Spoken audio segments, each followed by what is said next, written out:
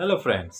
तो आज हम लोग थर्ड समेटिव एवोल्यूशन 2019 का पेपर देखने वाले हैं, जो क्लास 6 का है, जो कि परिवेश और विज्ञान से संबंधित होगा और बहुत ही इम्पोर्टेंट प्रश्न होगा ये आने वाले एग्ज़ाम के लिए, जिसकी तैयारी आप सभी बहुत ही उत्सुक पूर्वक कर रहे हैं। ठीक, तो चलिए इन प्रश्नों को सबसे पहले देखते हैं, तत्पश्चात इनके उत्तर को भी इसी वीडियो में हम लोग जिक्र करेंगे। ठीक, तो वीडियो को बिना स्किप किए चलिए इन सारे प्रश्नों के उत्तर को भी देखें और पहले प्रश्न को देखते हैं। तो आप लोग देखिए इन प्रश्नों को ध्यानपूर्वक। अगर चैनल में फर्स्ट टाइम आए हैं तो चैनल को सब्सक्राइब कर लीजिए और बेल आइकन के बटन को प्रेस कर दीजिए, ताकि कोई भी नोटिफिकेशन ना आप तक सबसे पहले पहुंच सके। तो चलिए यहाँ पर आप देख सकते हैं, अब ये प्रश्न का उत्तर शुरू हुआ। मनुष्य के रक्त में हीमोग्लोबिन होता है तो आरबीसी रेड ब्लड सर्कुलेशन में।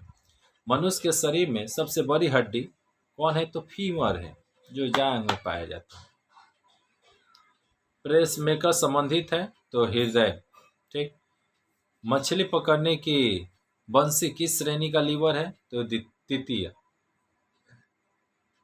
द्वितीय श्रेणी के लीवर के उदाहरण तो ये चिमटा।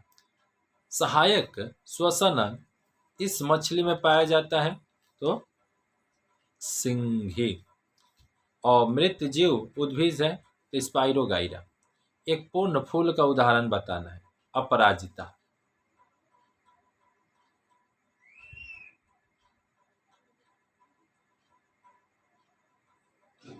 नग्न बीजी पौधे का उदाहरण है तो पाइन्स।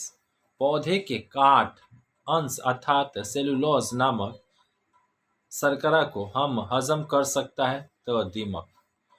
मधुमक्खी के छत्ते में रानी मधुमक्खी की संख्या कितनी होती है? राजा एक तो रानी भी है। हॉस्पिटल से उत्पन्न एक जीव भंगुर वर्जित पदार्थ है तो ये बैंडेज। मतलब हॉस्पिटल से उत्पन्न एक जीव भंगुर वर्जित, तो ये इंजेक्शन का सिरिंज।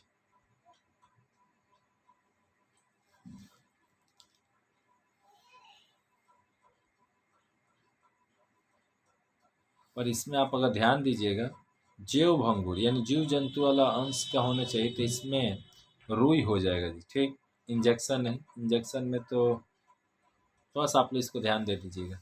खोज का बताइए इसका कि सही में इंजेक्शन इन्होंने लिखा है, पर सही में इसका उत्तर क्या होगा?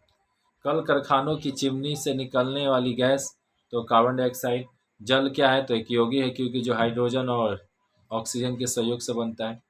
यहाँ पर डाई अमोनिया फास्फेट है, तो ये आप लोग इसका उत्तर देख कर बताइएगा, कमेंट कीजिएगा। अब यहाँ पर खाली स्थान आ गया आपका। मलेरिया की दवा तो कुनेन के पौधे से प्राप्त होता है। ऑक्सीजन युक्त रक्त सीरे से प्रवाहित होता है, धमनी से कि सीरा से, ये आपको बताना है। मतलब सीरा के कौन सीरा से। अवनत तल का न्यूनकोण जितना छोटा होगा, यांत्रिक लाभ उतना ही अधिक होगा। मनुष्य का वैज्ञानिक नाम होमोसेपियंस। मलेरिया के जीवाणु मादा एनाफिलिस मच्छर के होते हैं, मादा एनाफिलिस से ही ये मलेरिया होता है।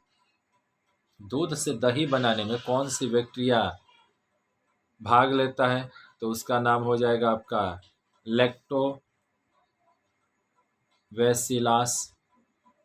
किस विटामिन की कमी से मसूड़ा फूल जाता है या कटकर रक्त निकलता है? Vitamin B complex. किस प्रकार के लीवर में यांत्रिक लाभ हमेशा एक से अधिक होता है? तो प्रथम श्रेणी लीवर। मच्छर किस रोग के जीवाणु का वहन करता है? तो फाइलेरिया। केंद्रक विहीन एक कोशिकीय जीव का श्रेणी को क्या कहा जाता है? तो एनीलिडा। चाकू, कटारी और हंसिया किस धार को पतला और धारदार क्यों बनाता है? तो ये चाकू, कटारी और हंसिया की धार को पतला या धारदार इसलिए बनाया जाता है क्योंकि ये कोई भी वस्तु को काटना आसान हो जाए। जैव अभंगुर वर्जित पदार्थ से क्या समझते हैं? तो वे पदार्थ जो मिट्टी में रहने के पश्चात भी मिट्टी में गलते समय सड़ते नहीं हैं। जैसे कि वे तैसे रहते हैं, उसे ही हम जैव अभंगुर कहते हैं। और जो सड़ जाए तो उसको हम लोग जैव भंगुर कहेंगे। तो वहाँ पर आपका रुई, जो अभी हमने एक इंजेक्शन वाला क्वेश्चन था, वहाँ पर आपको रुई करना होगा, ठीक, वही आपका सड़ जाएगा। इंजेक्शन कहाँ सड़ने वाला, इसलिए थोड़ा सा कंफ्यूजन है। मच्छरों के अंडे को नष्ट करने वाली 2 रासायनिक पदार्थ का नाम था ब्लीचिंग पाउडर। शाक जातीय उद्भिज किसे कहते, उदाहरण के साथ लिखिए। तो वे उद्भिज जो छोटे होते हैं अथवा काफ़ी ज़्यादा फैले होते हैं उसे शाक जातीय उद्भिज कहते हैं। आलू और कुम्हारा। अचल संधि किसे कहते हैं, इसका उत्तर आप लोग लिख लीजिएगा। बाघ है, बांध लिखा है, बांघ,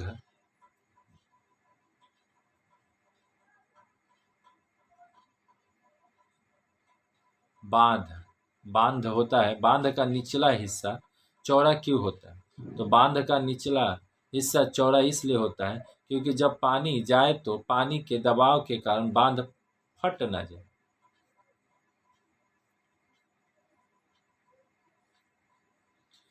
रक्त के किन्हीं 4 कार्यों को लिखिए। तो रक्त हमारे शरीर में ऑक्सीजन को फैलने का कार्य करता है, फैलाने का। रक्त के कारण ही हमारे हृदय में अशुद्ध रक्त निकलता है, ठीक। किसी यंत्र का यांत्रिक लाभ किसे कहते हैं, तो कम प्रयास करके अधिक लाभ उठाने को ही यांत्रिक लाभ कहते हैं। टेरिडोफाइट समूह से आप क्या समझते हो, तो टेरिडोफाइट समूह में पत्ते एक कोशिकीय होते हैं, पत्तों पर सिरा निकलती होती है और जब इसके पत्ते नीचे गिरते हैं तो नया पौधा जन्म लेता है। विशेषता, इसके पत्ते बीज का कार्य करते हैं, ये देखने में अद्भुत होते हैं। आप सभी को यह बता देना अति आवश्यक होगा कि इस प्रश्न पत्र का जिन्होंने समाधान किया, इस प्रश्न पत्र के सभी प्रश्नों का, उनका नाम सोनी कुमारी पांडे है, जो क्लास 6 की छात्रा है।